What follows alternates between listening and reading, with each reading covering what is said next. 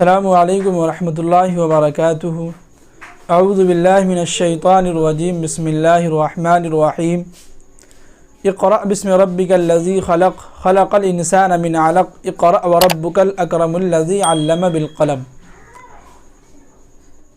اللہ تعالیٰ نے قرآن پاک کے اندر اور قرآن پاک کا نزول ہونا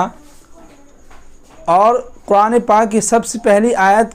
علم کے متعلق پڑھنے کے متعلق نازل کا ہونا، یہ بہت بڑی بات ہے اور یہ بہت بڑی اہمیت ہے۔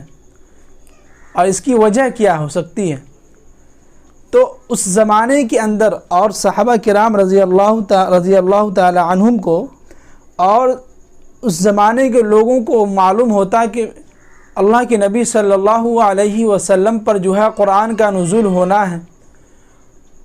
اور فلاں دن پہ فلاں وقت پہ قرآن کا نزول ہونا ہے۔ تو اس وقت کے لوگوں سے اگر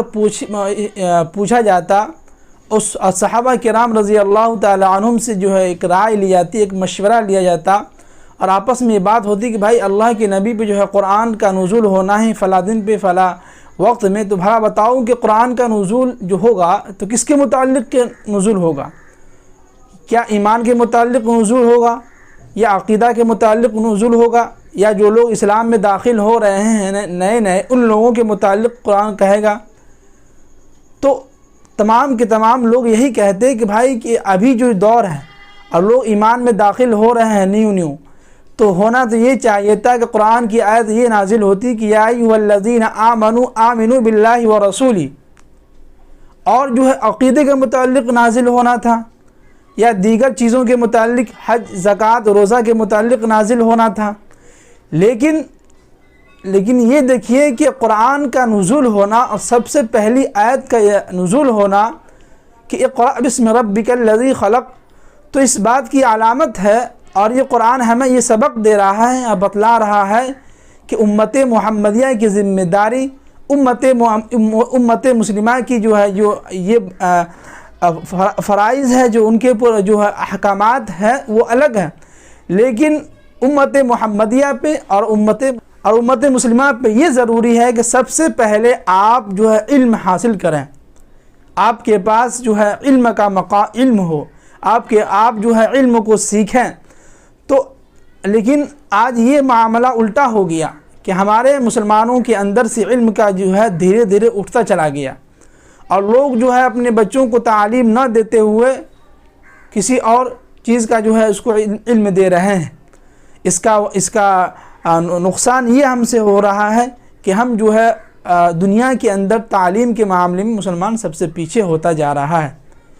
جبکہ قرآن تو یوں کہتا ہے، اور قرآن کے جو اترنے کا مقصد صرف یہی تھا، پہلی آیت کا نزول ہونے کا مقصد ہی یہی تھا کہ اس قوم کو سب سے پہلے علم کی ضرورت ہے۔ اگر آپ کے اندر علم آئے گی تو آپ کے اندر سے جہالت خود بخود نکل جائے گا، اور آپ کے اندر علم اگر آ جائے گی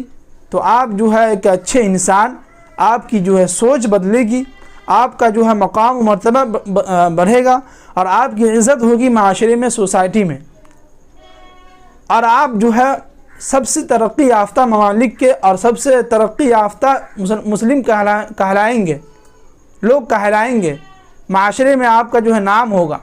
لیکن ہمیں یہ ضروری نہیں ہے کہ بھائی ہم جو ہے علم نہ سیکھتے ہوئے کہ جو کسی اور چیز کی طرف ہم بڑھتے چلے جائیں، صرف جو ہے ہماری زندگی میں صرف کھانا اور پینا سونا نہیں ہے، لیکن یہ ہمارے لیے ضروری نہیں ہے کہ ہم جو ہے صرف کھائیں پئیں اور سوئیں، لیکن سب سے اہم جو ضروری ہے ہمارے لیے، جو سب سے اہم مقصد ہے وہ یہ ہے کہ تعلیم کا حاصل کرنا، علم کا ہونا۔ علم آپ سب سے پہلے جو ہے قرآن کا علم حاصل کیجئے، پھر حدیث کے جو ہے اس کے متعلق جو ہے وہی دعائیں ہیں، جو چھوٹی موٹی دعائیں ہیں، قرآن پاک کا جو 10ویں سورتیں ہیں، 4 سورتیں، اس کو یاد کرنا پڑھنا، یہ سب سے پہلے ضروری ہے کہ آپ سب سے پہلے دین کی تعلیم حاصل کریں، پھر اس کے بعد جو ہے آپ دنیاوی حاصل کریں، دنیاوی تعلیم جو ہے حاصل کریں، ڈاکٹر ہو، انجینئر ہو، پروفیسر ہو، پی ایچ ڈی ہو، جس طرح کی آپ جس چیز میں آپ کو دلچسپی ہو اس چیز میں آپ حصہ لیں۔ اور یہ کوئی ضروری نہیں کہ مسلمان جو ہے صرف علم حاصل کر کے جو ہے ٹیچر بنا، پروفیسر بنا، ڈاکٹر بنا، لیکن نہیں، اس وقت جو حالات ہیں ہندوستان کے اور دیگر ممالک کے، خاص طور سے ہمارے ہندوستان کے جو حالات ہیں، ایسے حالات میں تو ہمیں مسلم نوجوانوں کو جو ہے سیاست کے میدان میں آنا چاہیے۔ یہ کوئی ضروری نہیں ہے کہ آپ عالم بن گئے تو آپ عالم کے آپ کی اوپر ذمہ داری ہے کہ بھائی صرف مدرسے کو ہی پکڑے رہیں، مدرسے کے احاطے میں ہی رہیں۔ نہیں، آپ کے علم ضروری ہے، ٹھیک ہے، علم حاصل کرنا فرض ہے، اور عالم کے اوپر اور علم والوں کے اوپر سنبھالے، اور جو ہے دیگر جو چیزیں ہیں اسلامی قوانین اور شریعت کے جو متعلق ہے اس کو کریں۔ لیکن اس وقت جو ہے میں یہ سمجھتا ہوں، اس وقت کے جو حالات ہیں، جو حالات بن رہے ہیں، تو ایسے حالات میں ہمیں چاہیے کہ جو ہے سب سے پہلے علم حاصل کریں۔ علم کا ہونا بہت ضروری ہے۔ سمجھدار، اچھے پڑھے لکھے لوگ مانے جائیں گے اور آپ کی عزت و قدر ہوگی معاشرے میں۔ تو میں یہ سوچتا ہوں کہ آپ کو میری بات سمجھ میں آ گئی ہوگی، اور اللہ سے دعا کیجیے کہ اللہ تعالی ہم سب کو علم کی دولت سے نوازے۔ السلام علیکم ورحمۃ اللہ وبرکاتہ۔